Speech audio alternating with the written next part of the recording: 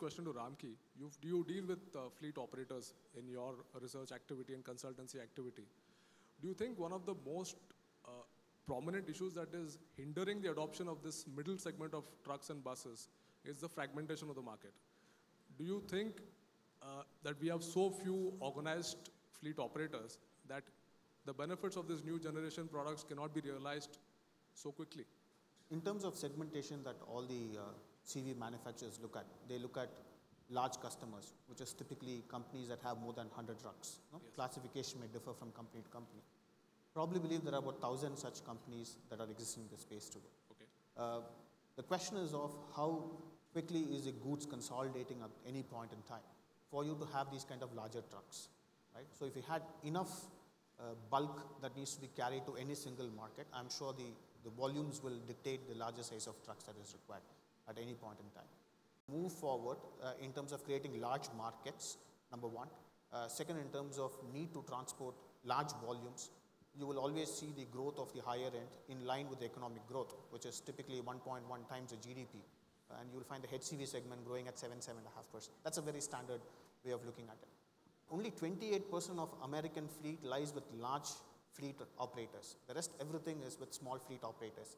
So what you mean to say is economy of scale at a very micro level also? Exactly, exactly. Mr. Sharma, you also deal with fleets quite a bit.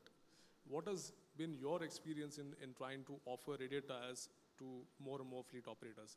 Are they also bound by the same cost constraints that Dr. Goenka referred to, or do you see some kind of transformation happening? Because the pace of radialization has surely improved in recent times. Yeah, in a way, tires, I mean, if you see it from the prism of tires, the question is more or less the same. There's the bias tire, which was the erstwhile old technology, and the new technology being radial, though in many senses, radial is also a generic product. But if you see the scenario 3 years back, and as you see the scenario today, there has been a transformation. But having said that, that should by definition mean the degrowth of bias tires, okay, which is not happening. So that brings me back to Ravi's point, or the point which has been made, that India is a unique market. It's expanding on several fronts. So Pisharuddin, all those auto component manufacturers who tell me that OEMs tend to be a bit conservative when it comes to adopting new technology, I think they'd have changed their mind when they saw the World LCV displayed at the Auto Expo. Yeah, I think changes are happening. Some of them have already been touched upon. So radial tires, while commercial vehicles was the last to start off, I think today we are looking at fairly healthy percentage of radialization. The possibility for an OEM to go into a completely new drivetrain and platform means you need to talk about 10 to 20-year cycle for that platform to last. And yes, Prima, we said when we started conceiving Prima 10 years ago, two things we said: that somebody has to make the move to bring world-class trucks to India. Also add something on this before you ask. Sure. See, we talk about the new technology being introduced by OEMs. Yeah. See, OEMs will do what customers want. And I believe that the Indian commercial vehicle consumer is very conservative when it comes to new technology for two reasons. One, the initial cost of acquisition, I think, plays too heavily on the mind of the customer, perhaps unrealistically so. Okay. And there's too much emphasis being put on that. But the other point also is that the fear that new technology will not work and make his truck off-road. CRD engine in Maximo. And for a long time, we had trouble convincing customers that CRD engine is not bad. And they used to call it computer wala gadi. And we don't want to buy computer wala gadi because hum computer nahi aata hai. So the new technology takes long time for the customer to accept for the fear. Do you think serviceability is a key differentiator? I mean, that is something that what OEMs worry about. Serviceability, yes, to some extent so, because as you know that most of the trucks are serviced, both small and large commercial vehicles are serviced off on the roadside. And therefore, if roadside mechanic cannot fix it, then it's not serviceable. Vehicle technology comes in, it obviously is more sophisticated, more difficult to service, requires equipment, and again, that plays very heavily on consumers' mind. So that, in my opinion, is a bigger barrier for new technology to come in than anything else. I don't mean to say that we have to stay away from electronics, but this acceleration of complexity and our ability to manage the growth of complexity is an important issue. And at the end of the day, like everybody in the panel has said, the end user has an infinitely better idea of what works for him.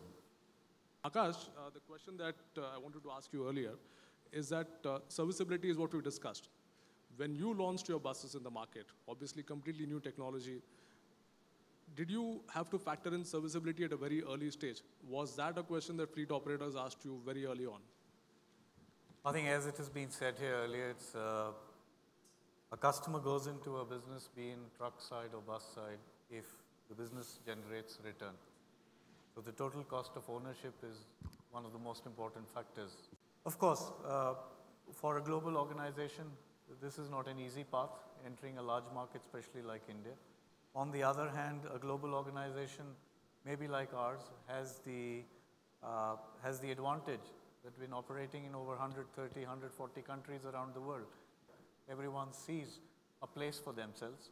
So this is not about modern technology. This is not about traditional technology. When you have a country as large as India, when you have a population which is 1.2 billion plus, there will be space for everyone. Then it would really depend which manufacturer goes in for what segment or the whole value chain. Okay. I had to come to you for another point here. Do we see fully built vehicles becoming more prevalent now when we all understood the concept of the low-end trucks still existing for a while and cowls still being demanded? But do you see at least some kind of traction for fully built vehicles? Again, I am not an expert. Other members know more about it than I do, but I think that the change to fully built up vehicles also is happening slower than at least what I had thought. In fact, let me admit that when we launched Mahindra Navistar trucks, we didn't launch a cowl, thinking that customer would change fully to fully built trucks. And finally, we had to launch a cowl, and we are now selling more cowls than fully built.